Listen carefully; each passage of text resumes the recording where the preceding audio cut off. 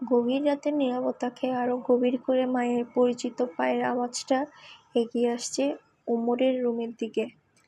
ওমর সারা রাত অপেক্ষায় ছিল এই আওয়াজটার জন্য। অন্যদিনের মতো ঘুমের ভান করে পড়ে থাকলেও আজ সে বিছানায় বসে আছে। মা এসে বিছানায় ওমরের পাশে বসলেন। মায়ের হাতে একটা প্যাকেট। তোর জন্য গিফট এনেছি। হাসতে হাসতে ওমর বলে, মা আজ তো আমার জন্মদিন না। মায়ের চোখে মুখে হাসির ধুতি। মা তার তাহাজ্জুদ নামাজ শেষ করে এসেছে। জন্মদিন না হলেও আজ একটা বিশেষ দিন। ওমর তার ভ্রু কুঁচকে কয়েক মুহূর্ত চিন্তা করে বলে, কিসের বিশেষ দিন মা? তোকে উপহারটা দিচ্ছি তাই বিশেষ দিন। ওমর খুশিতে ছোটবেলার মতো মাকে বুকে জড়িয়ে ধরে। কদিন পর সে মাকে এভাবে ধরলো। মায়ের গায়ে সে চিরচেনা মা গন্ধ। লামিয়া তার জীবনে আসার পর সে অনেক কিছু থেকে ধীরে ধীরে অনেক দূরে সরে গিয়েছিল। লামিয়ার প্রতি তার প্রবল প্রেম পৃথিবীর সবকিছু থেকে তার মনোযোগ সরিয়ে ফেলেছিল। সে শেষ কবে মাকে এভাবে জড়িয়ে ধরেছিল তার মনে নেই। উমারের খুব কান্না পাচ্ছে, কিন্তু সে তার কান্নাটাকে কোনোভাবেই মাকে দেখতে দিতে চায় না। চায় না মায়ের মনটা খারাপ করে দিতে। মাকেও আরো বেশি করে বুকে চেপে ধরে কান্নাটা লুকায় উমার। মা উমারের মাথার পিঠে হাত বুলিয়ে দেয় আর বিড়বিড় করে দোয়া দূর পড়তে থাকে। কড়ই গাছের দোয়েলগুলো ডাকাডাকি শুরু করে দিয়েছে। মাকে বুকের মধ্যে চেপে ধরে মনে হচ্ছে এই শেষ রাতের পবিত্র পৃথিবীটা যেন উমরের বুক ভাঙা সব রক্তক্ষরণ শুষে নিয়েছে। উমরের বুকের ভিতর থেকে মা বলেন, উপহারটা দেখবি না? মাকে ছেড়ে তাড়াতাড়ি করে উমর প্যাকেটটা খোলে। একটা সবুজ জায়নামাজ। উমর অবাক হয়ে মায়ের দিকে তাকিয়ে থাকে। এটা কিভাবে সম্ভব? মা উমরের বিস্মিত চেহারা দেখে বললেন, কিরে এত অবাক হচ্ছিস কেন? হজের বছর এটা আমি মদিনা থেকে এনেছিলাম যখন তোর বউ হবে তখন তাকে দেব বলে। আজই কেন যেন হঠাৎ মনে হলো আমি যদি এটা তোকে না দিয়ে মরে যাই, তাই ভাবলাম আজই তোকে দিয়ে দিই। ওমরের বিস্ময় অন্য জায়গায়। কী যেন এক অদ্ভুত অনুভূতি উমারকে সারা রাত অস্থির করে রেখেছিল। এটা ঠিক যে সেটা লামিয়ার জন্য ছিল না। একবার তার মনে হয়েছিল সে রুশোর কাছে চলে যাবে। রুশো সারা রাত জেগে থাকে, নিশ্চয় এখন জেগে আছে।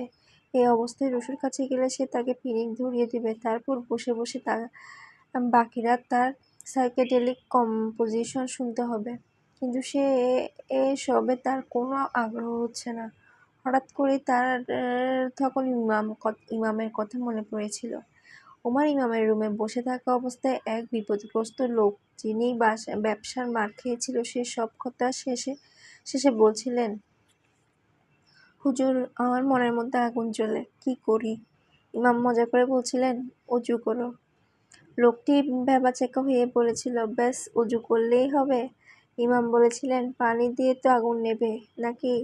এই অস্থিরতার রাতে ওমরের মনে হয়েছিল সেদিন ইমাম কথাটা সেই লোকটিকে বললেও এখন তার মনে হচ্ছে কথাটা তার উদ্দেশ্যেই বলা।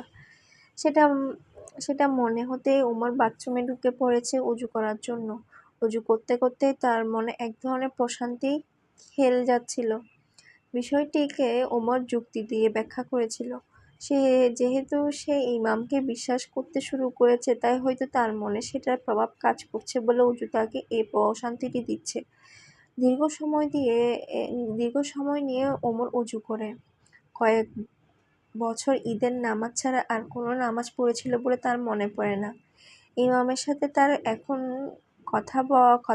কত কথা হয়, অথচ ইমাম তাকে কখনো নামাজ পড়ার কথা বলেন না। কথার মাঝখানে নামাজের সময় এলে তিনি শুধু বলেন, আমি আমার বন্ধুর সাথে দেখা করে আসি। এরপর ওমর চুপচাপ ইমামের রুমে বসে থেকেছে অথবা বাইরে থেকে সেই সময়টুকু ঘুরে এসেছে। ইমামের এই বিষয়টা ওমরকে মুগ্ধ করেছে। ইমাম ইচ্ছের স্বাধীনতার বিশ্বাসী। তিনি বললেন, যার ইচ্ছে গ্রহণ করবে, যার ইচ্ছে গ্রহণ করবে না। এসবে কোনো জোর জবরদস্তি নেই। ওমর এটা ভাবতে ভাবতে অজু করছে। আর অজুর মাঝেই সিদ্ধান্ত নেয়, আজ সে মায়ের পাশে বসে ফজরের নামাজ পড়বে। আর আজই মা তার জন্য জায়নামাজ নিয়ে এলেন। ওমরের বিস্ময় তখনও কাটেনি। সে অবস্থায় সে তার মাকে সবটা খুলে বলল। মা মিষ্টি এসে বললেন, ব্যাখ্যা করে সব রহস্যের জট খোলা যায় না বাবা, অপেক্ষা করো, নিজেই টের পাবে। সারা শহরকে জাগিয়ে দিয়ে বাইরে তখন ফজরের আজান শুরু হয়ে গেছে। মা ধীরে ধীরে উঠে দাঁড়ান। উমার বলে, মা আমি তোমার পাশে যাই নামাজ পিছিয়ে নামাজ পড়ি। মা বললেন, আমি পাশে থাকলে তোর নামাজ ধ্যান আসবে না বাবা, তুই একা একা পড়। আসরের নামাজ শেষ করে ধীরে ও স্থিরভাবে মুসল্লিদের দিকে ঘুরে বসলেন ইমাম ইসহাক। মোনাজাতের আগে এখন কিছুক্ষণ তিনি তাসবিহ তাহলিল জিকির করবেন। আঙ্গুলের কর গুনতে গুনতে সামনে তাকাতেই ওনার চোখ পড়ল দ্বিতীয় সারির ঠিক মাঝামাঝি জায়গায় বসে আছে ওমর। ইমামের দিকে চোখে চোখ পড়তেই লজ্জায় মাথা নিচু করে ফেলল। ওমরকে দেখে মুগ্ধ ইমাম মহান আল্লাহর প্রশংসা করলেন। খুশিতে চকচক করে ইমামের চোখ। তিনি অন্যান্য দিনের তুলনায় আজ জিকির সংক্ষিপ্ত করলেন এবং দোয়ার জন্য হাত উঠালেন। ওমর সে যেদিন এসে ইমামকে বলেছিল তাকে বন্দী করে নেওয়ার জন্য, সেদিনই তার গভীর রাতের প্রার্থনায় আল্লাহর কাছে দোয়া করে বলেছিলেন, আল্লাহ আমি তাকে বন্দী করে নিয়েছি, এবার তুমি তাকে বন্দী করে নাও। ওমর আজ নিজে থেকে বন্দীর ঘরে হাজির হয়েছে। আল্লাহ তার কথা শুনেছেন। কৃতজ্ঞতায় ইমামের দু চোখ বেয়ে গড়িয়ে পড়ে আনন্দ অশ্রু। তার দু চোখের নীরব পানির ধারা গড়িয়ে মিশে যায় তার কাশফুলের মতো শুভ্র দাড়িতে। মোনাজাতের জন্য মসজিদের আসরে জামাতের 1/3 লোক অপেক্ষায় ছিল। সবাই হাত তুলে মোনাজাতে মশগুল। কিন্তু ওমর দু হাত তুলে তীক্ষ্ণ চোখে ইমামকে খেয়াল করছে। ইমামের নীরব কান্নাটা ওমর দেখে ফেলেছে। এই দোয়া, এই শেষ বিকেলের নীরব কান্না ওমরের ব্যথিত হৃদয়কে ছুঁয়ে যাচ্ছে। তার কেন যেন মনে হচ্ছে সে আছে এখন ইমামের প্রার্থনা জুড়ে। শেষ বয়সে ইমামের প্রতি ভক্তি, শ্রদ্ধা, ভালোবাসা ভরে উঠেছে ওমরের বুক। ইমাম মোনাজাত শেষ করলেন। একে একে মুসল্লিরা সবাই মসজিদ থেকে বের হয়ে গেল। সবাই চলে গেল। ইমাম আরো কিছু সময় বসে থাকলেন। সারা মসজিদে এখন শুধু ওমর আর ইমাম। ইমাম উঠে দাঁড়াতে চেষ্টা করতেই ওমর ছুটে এসে তার হাত ধরল। সস্নেহে মিষ্টি হেসে তিনি ওমরের বলিষ্ঠ কাঁধে হাত দিয়ে উঠে দাঁড়ালেন। এক হাতে ওমরের কাঁধে, অন্য হাতে লাঠি ঢুকে ঢুকে তারা ইমামের রুমে প্রবেশ করল। ইমামকে চেয়ারে বসতে সাহায্য করে উমর সামনের চেয়ারে বসল। উমর হালকা মজা করে ইমামকে বলল, মনে হচ্ছে আজ অফিসিয়ালি আমার বন্ধুত্বটা অ্যাকসেপ্ট হয়েছে। ইমাম মুচকি হেসে বললেন, কিভাবে মনে হলো? যে দোয়া কবুল হয় সে দোয়া প্রার্থনাকারীকে স্পর্শ করে। এই সমস্ত কথার কারণে এই ছেলেটাকে ইমাম অসাধারণ মনে হয়। ইমাম পাল্টা প্রশ্ন করলেন, সে স্পর্শটা কেমন? আমি তখন ক্লাস 9-এ পড়ি। এক বর্ষায় গিয়েছিলাম দাদার বাড়ি, নাটোরে। আমার বাড়িতে প্রতি বৃহস্পতিবার দাদির কাছে কিছু দরিদ্র মহিলা আসতো সাহায্য নিতে। সেই মহিলারা সেদিন আসার পর বৃষ্টির কারণে আটকা পড়ে গিয়েছিল। দুপুর থেকে সেই যে বৃষ্টি শুরু হয়েছিল আর থামার কোনো নাম ছিল না। সে মহিলারা বিকাল পর্যন্ত অপেক্ষা করে, তখনও বৃষ্টি থামে না। অবস্থা বিঘ্নিত দেখে তারা ভিজতে ভিজতেই বাড়ির পথে রওনা দেয়, শুধু একজন ছাড়া। তিনি বয়সে প্রায় 80 বছরের মতন হবেন। কুঁজো হয়ে লাঠিতে ভর দিয়ে হাঁটেন। তার উপর চোখে খুবই কম দেখেন। ভালো মতো খেতে পারত না বলেই শরীর বলতেছিল কয়েকখানা মাত্র হাড়। ঠিক সন্ধ্যার আগ দিয়ে বৃষ্টি থামে। দীর্ঘ বৃষ্টিতে আমাদের বাড়ির পেছনে বাঁশবনের ভেতর দিয়ে যে পথটা দিয়ে তিনি এসেছিলেন সে পথটা এক বুক পানিতে মূল সড়ক থেকে বিচ্ছিন্ন হয়ে গেছে। এখন মূল সড়কে উঠতে হলে তাকে অন্য পথ ঘুরে যেতে হবে। সেটা অনেক দূরের পথ। তার উপর দ্রুত সন্ধ্যা ঘনিয়ে আসছে। বৃদ্ধ অসহায় হয়ে আমাদের বাড়িতে পেছনের ভিটায় দাঁড়িয়ে আছে। আমি ঠিক তখনই কি একটা কারণে যেন সেখানে গিয়েছিলাম। বৃদ্ধাকে দেখে খুব মায়া হলো। জিজ্ঞেস করলাম, কি হয়েছে দাদি? আমার ছোটবেলায় যে কোনো বৃদ্ধা মহিলাকে দাদি বলে ডাকতাম। তিনি খুব কাতর কণ্ঠে আমাকে তার অসহায়ত্বের কথা জানালেন। তার বললেন, তাড়াতাড়ি না গেলে, অন্ধকার হয়ে গেলে তিনি আর চোখে কিছু দেখবেন না। আমার যেন তখন কি একটা হয়ে গেল। আমি কোনো কিছু চিন্তা না করে বৃদ্ধাকে আমার 2 হাতে তুলে নিলাম। চড়ুই পাখির মতো একটা শরীর, আমার কাছে আজ কোনো ওজনই মনে হয়নি, আমার কাছে কোনো ওজনই মনে হয়নি। আমি কোলে তুলে নেওয়ার সাথে সাথে বৃদ্ধা খিলখিল করে শিশুর মতো হাসতে হাসতে বলে, ও নাতি কী করো, ও নাতি কী করো। আমি তাকে কোলে নিয়ে নেমে পড়লাম পানিতে। সেই দৃশ্য দেখে আশপাশ থেকে সবাই হাসাহাসি শুরু করেছে। আমি যতই এগোতে থাকি ধীরে ধীরে পানির গভীরতা ততই বাড়তে থাকে, আর আমি তাকে যত সম্ভব হাতের উঁচুতে তুলতে থাকি। এভাবে বুকের সমান পানি ভেঙে এক ফোঁটা ভিজতে না দিয়ে তাকে মূল সড়কের উপর এনে আস্তে করে কোল থেকে নামাই। তাকে নামিয়ে দিয়ে আমি ফিরতি পথে যেই কয়েক কদম গিয়েছি, তিনি তখন পেছন থেকে বৃদ্ধা আমাকে ডাক দিয়ে বললেন, ও নাতি।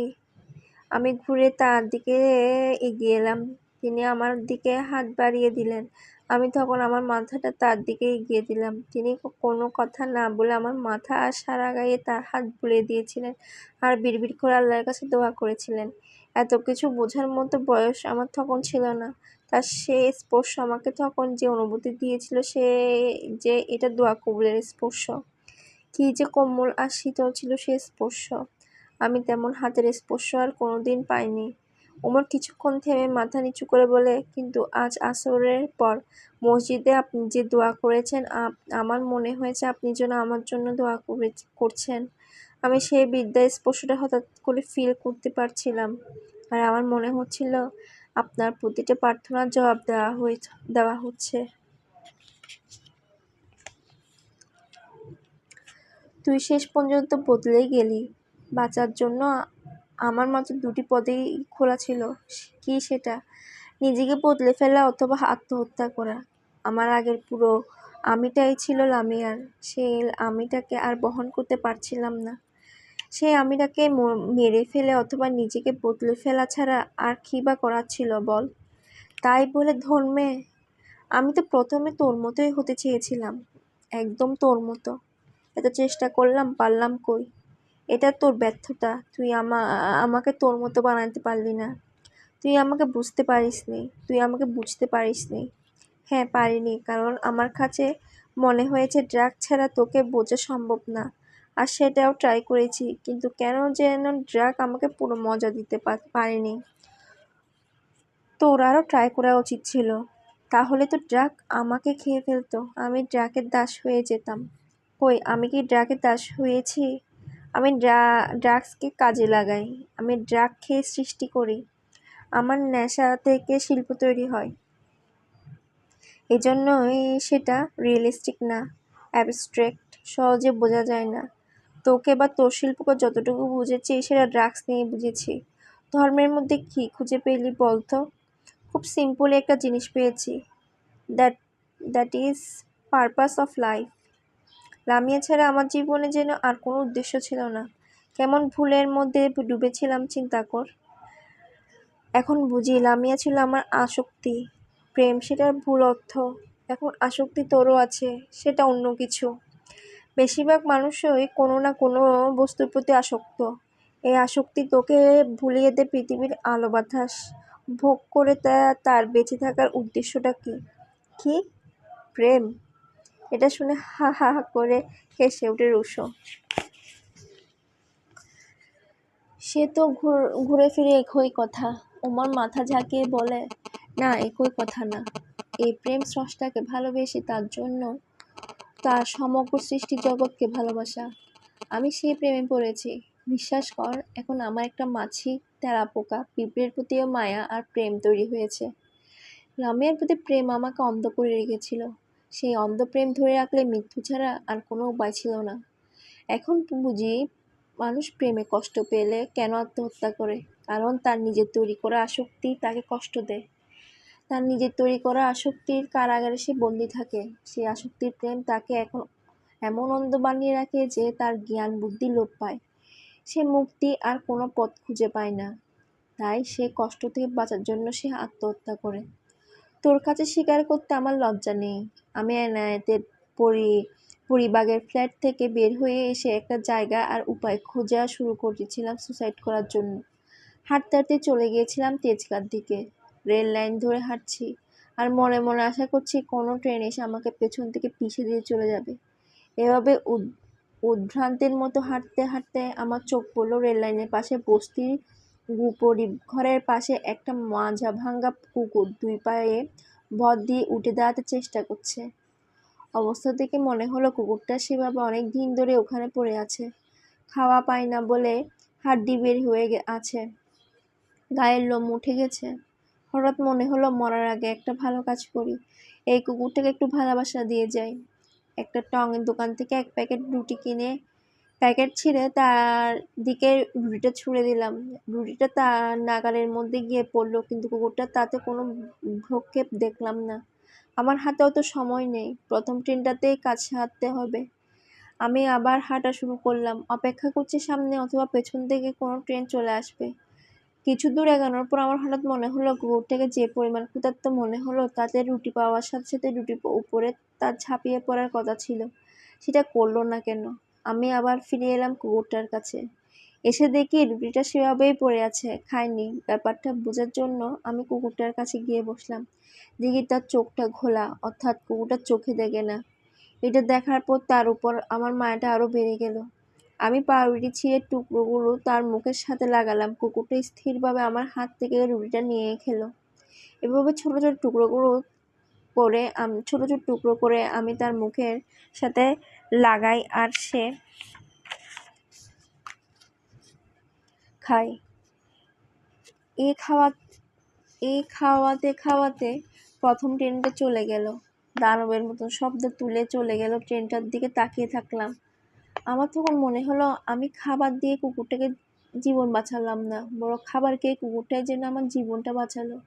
এরপর কুকুরটাকে আমি পানি খাওয়ালাম। কুকুরটা কৃতজ্ঞতায় আমার পায়ের সাথে তার মাথা ঘষতে চাইলো, আর আমি তার পাশে বসে পড়লাম। নোংরা চামড়া ওঠা কুকুরটা আমি একটু ঘৃণা করিনি। কুকুরটা কুই কুই করে আমার পায়ে তার মাথা ঘষল।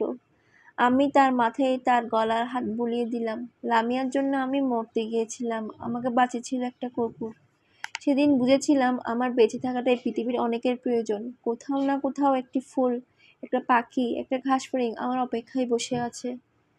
আমাকে তাদের সবার কাছে যেতে হবে। ওমরের কথাগুলো বলা শেষ হলে নীরবতা নেমে আসে ওদের দুজনের মাঝে। জনির বাইক নিয়ে আজ রুশো বের হয়েছিল। ওমরকে তুলে নিয়েছিল তার বাসা থেকে। বলেছিল তাকে আজ একটা অদ্ভুত জায়গায় নিয়ে যাবে, সারপ্রাইজ দেবে বলে। আগে থেকে কিছু বলেনি। ওকে নিয়ে এসেছে নতুন জিয়া ইন্টারন্যাশনাল এয়ারপোর্টের রানওয়ে পাশে। প্লেন ওঠা নামার সময়টুকু ছাড়া বাকি সময় অসম্ভব নীরব জায়গাটা। নতুন উপশহর উত্তরার পাশে এই সুন্দর জায়গাটার খোঁজ ওদের বন্ধুরা এখনো পায়নি। এমনিতেও জায়গাটা নীরব, তার উপর ওমরের এতক্ষণের কথা শুনে রুশো স্তব্ধ হয়ে গেছে। এতক্ষণ ওমরের মুখোমুখি ঘাসের উপর বসে ছিল। নীরবতা ভেঙে উঠে দাঁড়ালো রুশো। ওমরকে ইশারায় উঠতে বলল। ওমর দাঁড়ালে রুশো তাকে অনেকক্ষণ বুকে জড়িয়ে ধরে রাখলো। তারপর আলিঙ্গন ছেড়ে বলল, বিশ্বাস তোর যাই থাকুক, তুই আমার সারা জীবনের বন্ধু। Live your life man.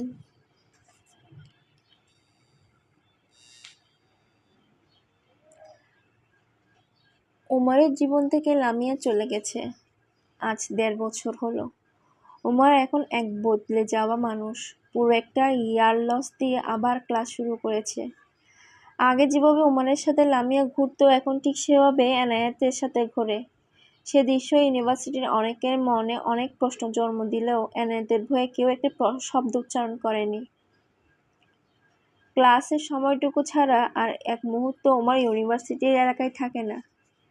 লেকের ধারের বটগাছের নিচে ওমর আগের মতোই বন্ধুদের সাথে বসে। শুধু মাগরিব আর এশার আজান শুরু হলে সে সেখান থেকে উঠে চলে যায় লেকের ওপারের মসজিদে।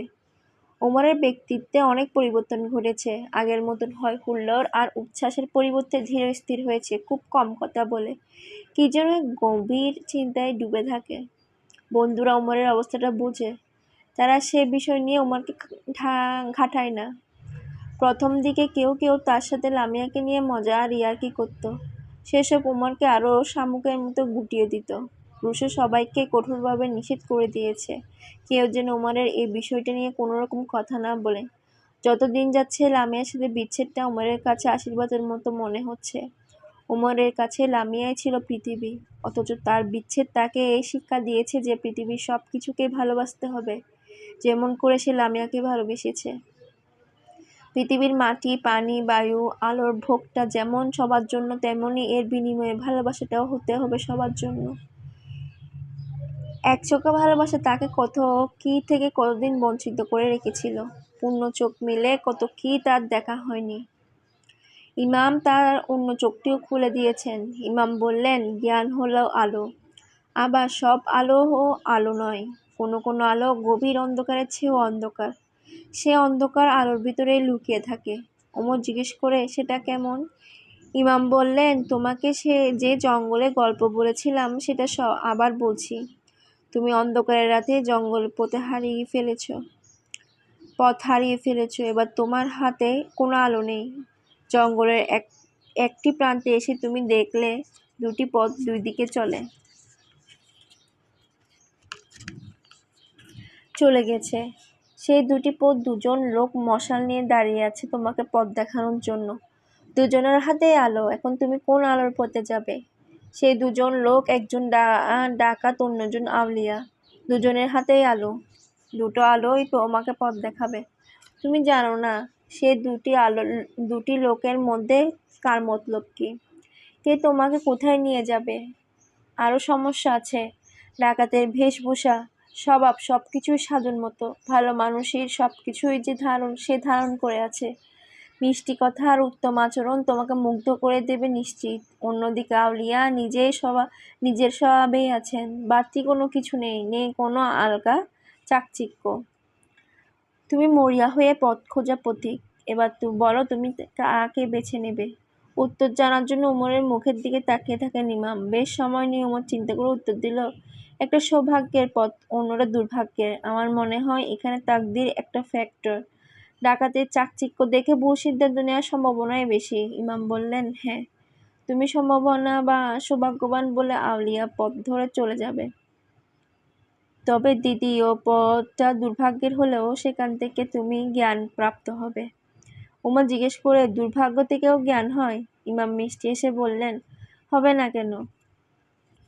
নইলে তুমি কিভাবে জানতে ডাকাতের হাতে আলোর মশাল থাকে, যে আলো তোমাকে নিয়ে যাবে অন্ধকারের দিকে?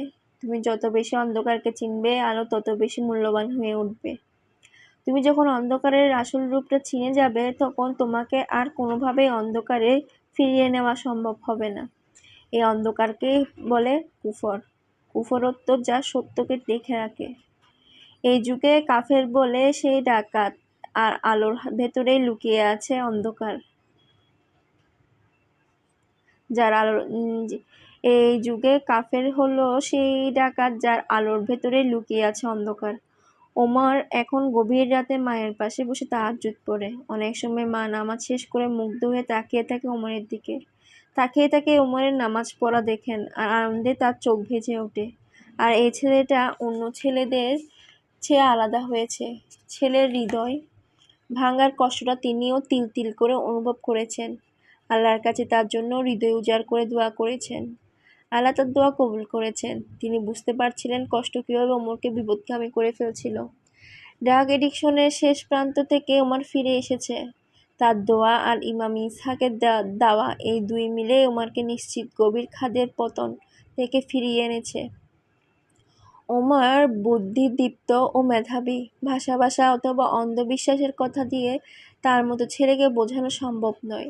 যুক্তিপূর্ণ বিশ্বাস ছাড়া ওমরকে বোঝানো সম্ভব না। মা নিজে সেটা পারতেন না বলেই তাকে ইমাম ইসহাকের কাছে পাঠিয়েছিলেন। ওমরের বাবা ইমাম ইসহাকের গুণমুগ্ধ ছিলেন। অনেক দিন তাকে উমরের মাকে সাথে করে নিয়ে গিয়েছিলেন ইমামের সাথে দোয়া নিতে। সেদিন ইমাম উমরের বাবাকে বলেছিলেন, বলো তো পুরুষের শ্রেষ্ঠত্ব কোথায়? উমরের বাবা সেই উত্তরে ভ্যাবাচেকা খেয়ে তিনি বিভিন্ন কথা বলে উত্তর দেওয়ার চেষ্টা করেছিলেন। তিনি পার্থিব উপায়ে উপকরণ অর্জনের ধারা কর্মক্ষেত্রে সফলতার মধ্যে পুরুষের শ্রেষ্ঠত্বর কথা বলেছিলেন। ইমাম মিষ্টি হেসে বলেছিলেন, না, পুরুষের সফল আর শ্রেষ্ঠ হতে এত কিছু লাগে না। যে পুরুষ তার স্ত্রীর কাছে শ্রেষ্ঠ, সেই শ্রেষ্ঠ পুরুষ।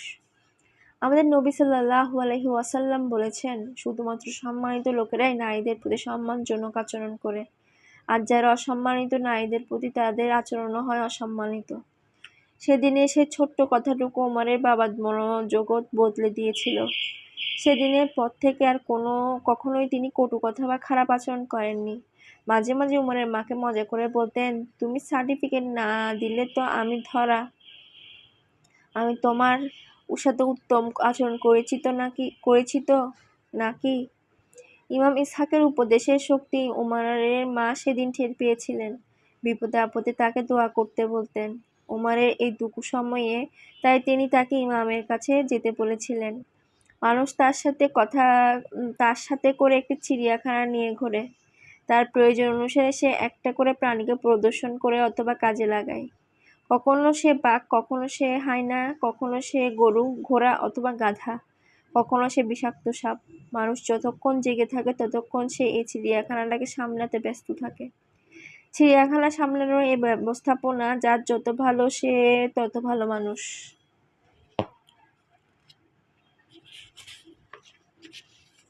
খারাপ মানুষেরা আসলে তাদের চিড়িয়াখানা ব্যবস্থাপনায় খারাপ। আর বেশি খারাপ তারা তাদের চিড়িয়াখানার সকল প্রাণীদের দরজা খুলে রাখে। তা সেই সব ক্ষুধার্ত আর হিংস্র প্রাণীরা মানুষ, সমাজ আর রাষ্ট্রের ক্ষতি করতে ঝাঁপিয়ে পড়ে। মানুষ যতই আধুনিক হোক না কেন, এখনো তাকে জীব-জন্তুর সাথে লড়াই করতে হয়। সেই লড়াইয়ে যে হেরে যায় তাকে আমরা বলি অসভ্য বা ইতর। মানুষের এ লড়াই ইতর প্রাণী আর অসভ্যতা থেকে মূলত সভ্য হওয়ারই লড়াই। নিজের ভেতরের লড়াই, নিজের পশু প্রবৃত্তির বিরুদ্ধে লড়াই। ইসলাম এটাকে বলে নাফসের বিরুদ্ধে লড়াই। এটা বড় লড়াই। অস্ত্র-শস্ত্র নিয়ে ও শত্রুর মোকাবেলা করাটাকে বলা হয়েছে ছোট্ট লড়াই। বোঝো এটা কত গুরুত্বপূর্ণ লড়াই। গত 200 বছর যতগুলো লড়াই হয়েছে তার বেশিরভাগই হয়েছে জাতীয়তাবাদী লড়াই। এক জাতি আরেক জাতির উপর ঝাঁপিয়ে পড়ে লুট করেছে তাদের সম্পদ, দখল করেছে জমি, হত্যা ও নির্যাতন করেছে, পদানত করে শাসন করেছে। নেকড়েরা যখন আক্রমণ করে তখন তারা দলবদ্ধ হয়ে আক্রমণ করে। কোনো নেকড়েকে একা একা আক্রমণ করতে দেখবে না। উপনিবেশিক ইউরোপিয়ান জাতিগুলো নেকড়ের মতোই ঝাঁপিয়ে পড়ে বাকি বিশ্বকে লুণ্ঠন করেছে। নাফস শুধু ব্যক্তি না, এটা গোত্র, জাতি, এমনকি রাষ্ট্রের আকারেও অসভ্যতা করে। ইসলাম কায়েম হয়েছে মানুষের চরিত্রের উপর, যাতে করে সে তার বিশ্বাস দিয়ে তার পশু প্রবৃত্তির বিরুদ্ধে লড়তে পারে। এ লড়াই ব্যক্তি, সমাজ এবং রাষ্ট্র পর্যন্ত বিস্তৃত। এই পর্যন্ত বলে ইমাম থামলেন। ওমর জিজ্ঞেস করল, প্রবৃত্তির বিরুদ্ধে লড়াই কি রাষ্ট্র পর্যন্ত টেনে নেওয়া সম্ভব? কেন সম্ভব নয়? ব্যক্তি শুদ্ধ হলে সমাজ শুদ্ধ হবে। সেই শুদ্ধ